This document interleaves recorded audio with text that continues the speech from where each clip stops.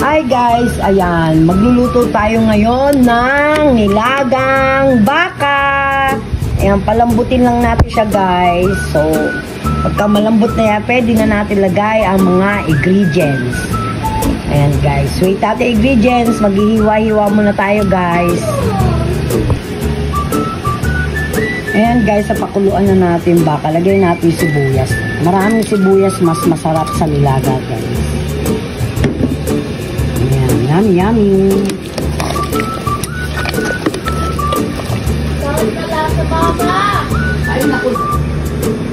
Ayan guys, lagyan natin ng paminta. Dapat buo eh, walang buo. So, durog na lang. Ayan. Ilagay na natin ang beef cube guys. Ayan. Diba? May patis na yan guys. So, yun na lang ang pang-alat niya. Mamaya lalagyan na natin mga gulay. So, goods na yan, guys. Dahil dinamihan ko na ng sabaw, guys. Ayan, yung beef po, ang sarap. Ang lambot na siya, guys. Yummy, yummy. Diba?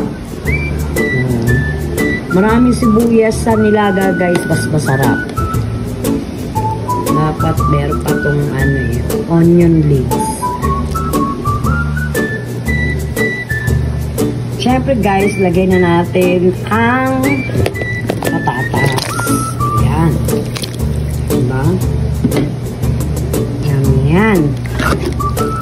Yung patatas siya guys. Para lumambot na. Malambot na yung baka. So, yung patatas na ilagay ko na.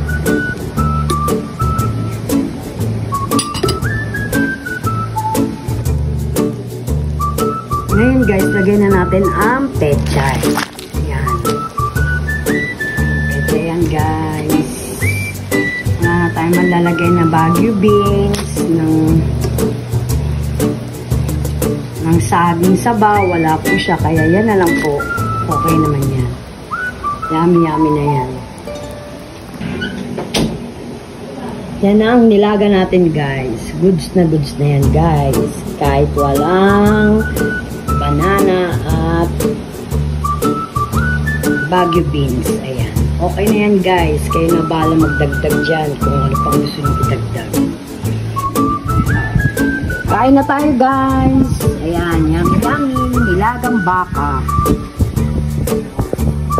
Diba? Sarap kumain. Maraming sabaw. Thank you for watching. At maraming gulay.